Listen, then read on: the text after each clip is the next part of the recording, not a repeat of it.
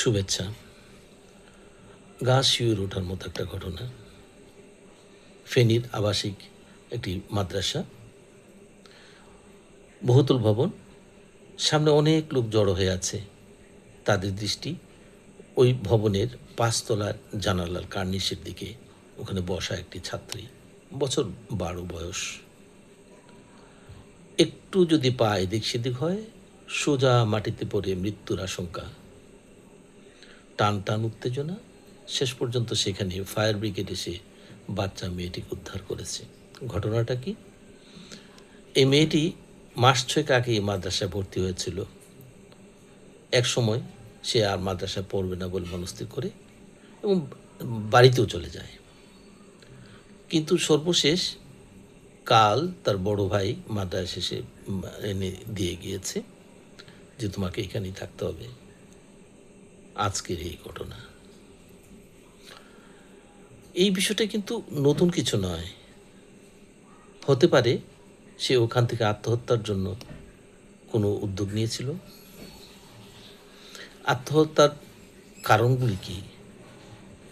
আত্মহত্যা তো একটা প্ররোচনা হয়, একটা যখন জীবনের প্রতি মায়া চলে যায়, অপমান বোধ হয়, তখন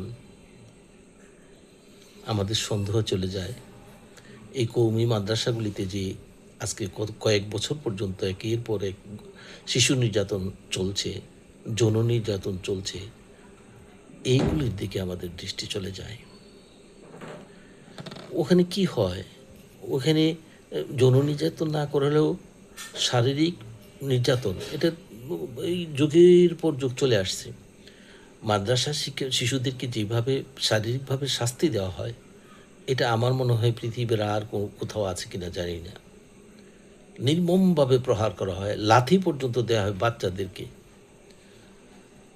কান্না, তাদের চিৎকার কোনো কাজ হয় না।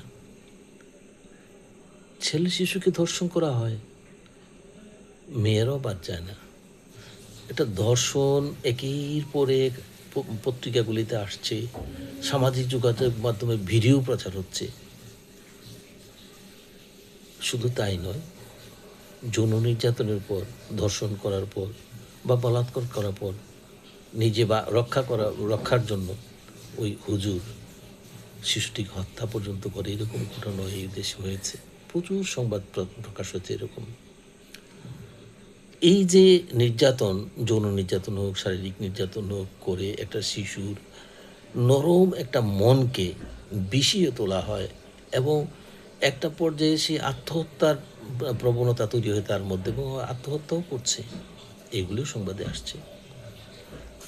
শুধু তাই নয়, অত্যন্ত ন্যাক্কারজনক যে ঘটনাটা হয় আজকে সামাজিক যোগাযোগ মাধ্যমের সহজলভ্যতার কারণে এবং বিনোদন মাধ্যম হিসাবে এটার একটা ব্যাপকতার কারণে এই দৃশ্যগুলি আবার এই পাষণ্ডরা রেকর্ড করে সেটা সামাজিক যোগাযোগ মাধ্যমে ছড়িয়ে দেওয়া হয় ভিউ পাওয়ার জন্য। দণ্ডবিধি অনুযায়ী প্রত্যেকটাই অপরাধ এবং সেই অপরাধগুলি একের পর এক হচ্ছে।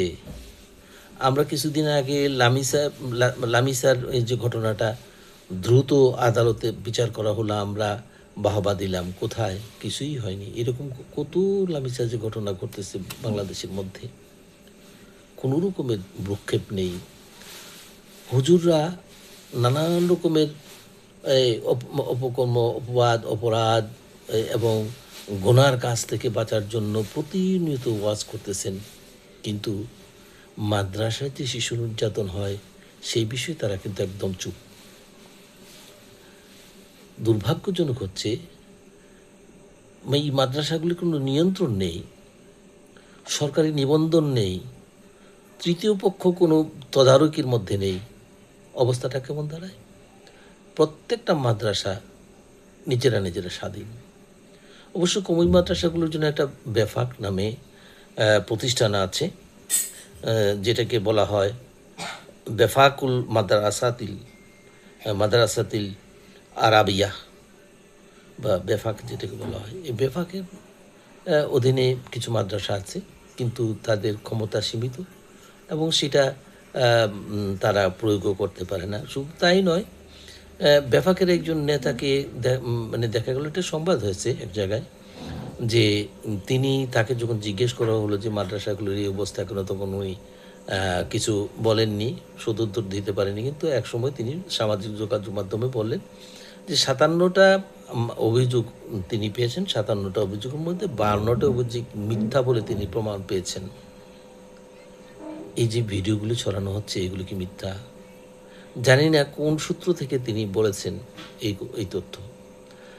এই তথ্য যদি সত্যও হয়, তারপরেও তো কিছু ঘটনা আছে। এই ঘটনা, এই যেমন ওনার বক্তব্য অনুযায়ী যে ৫টা হলো, উনি তদন্তটা কিভাবে করলেন সেগুলিও জানা নেই। এবং এইটার গ্রহণযোগ্যতা কি আছে সেটাও বোঝা যায় না। এই একক কর্তৃত্বাধীন এই অবস্থা নিরসন হওয়া দরকার। বাংলাদেশের যে কোনো প্রতিষ্ঠানই প্রতিষ্ঠা করার পর গভর্নমেন্টের নিয়ন্ত্রণে থাকে, সে একটা নিবন্ধন থাকে, কোনো ভালো মন্দের জন্য সে জবাবদিহিতার আওতায় থাকে। কিন্তু মাদ্রাসাগুলি সেটা নাই। এই অবস্থা তো চলতে পারে না। আর মাদ্রাসার শিক্ষার ব্যবস্থার কি আধুনিকায়নের প্রয়োজন নেই? একটা বাচ্চা কোনো বিষয় হয়তো পারল না, তার আচরণ হয়তো শিশুসুলভ হলো, যেটা মাদ্রাসার যেই বিধিবিধান আছে তার সঙ্গে হয়তো সামঞ্জস্যপূর্ণ নাও হতে পারে। তাই বলে কি তাকে শারীরিকভাবে নির্যাতন করতে হবে? আর যেইখানে মানুষ বাচ্চাকে পাঠায় ধর্মীয় শিক্ষা গ্রহণের জন্য, সেইখানে বাচ্চার নিরাপত্তাটার দায়িত্ব যদি মাদ্রাসা কর্তৃপক্ষ না নেয়, তাইলে এই বাচ্চাগুলির অবস্থা কী হবে? পরিশেষে বলব, বাংলাদেশে শুধু মাদ্রাসা নয়, যে কোনো প্রতিষ্ঠানে যদি এই ধরনের অনাচার চলে, সব দ্রুত ব্যবস্থা গ্রহণ করতে হবে। এই যে বিচার না হওয়ার যে একটা কালচার আছে, সেই জায়গা থেকে আমাদের সরে আসতে হবে এবং আমাদের এই বিচারগুলো হতে হবে দৃষ্টান্তমূলক। আর যে কোনো প্রতিষ্ঠান বাংলাদেশে এই ধরনের শিক্ষা ব্যবস্থা হোক বা যে কোনো ব্যবস্থায় হোক, সেখানে নিবন্ধনের ব্যবস্থা থাকতে হবে। সরকারের কোনো না কোনো নিয়ন্ত্রণে থাকতে হবে। বলা হবে যে এই ধরনের কাজের জন্য তো দণ্ডবিধি আছে, দণ্ডবিধি অনুযায়ী মামলা হতে পারে। মামলা তো লক্ষ লক্ষ মামলা আদালতে পড়ে আছে, সেই মামলাগুলো ফয়সালা হয় না, সম্ভব না। তো তাই বলে কি এই ধরনের অনাচারগুলি চলতে থাকবে? দ্রুত যদি নিয়ন্ত্রণে আনা হয়, নিবন্ধনভুক্ত করা হয়, তাইলে কিছুটা হয়তো রেহাই পাওয়া যেতে পারে। নতুবা এর ভয়াবহ আকার সৃষ্টি হবে। মানুষ ধর্ম এবং কর্ম, এই দুইটার দিকে কিন্তু চিন্তা করে। ধর্মকে বাদ দিয়ে কর্ম নয়, কর্মকে বাদ দিয়েও ধর্ম নয়। জীবন ঘনিষ্ঠতা এবং সহনশীলতা মানুষের মধ্যে একটা সুদৃঢ় বন্ধন হোক এবং আমাদের বাচ্চারা নিরাপদ থাকুক সবখানে। ধন্যবাদ।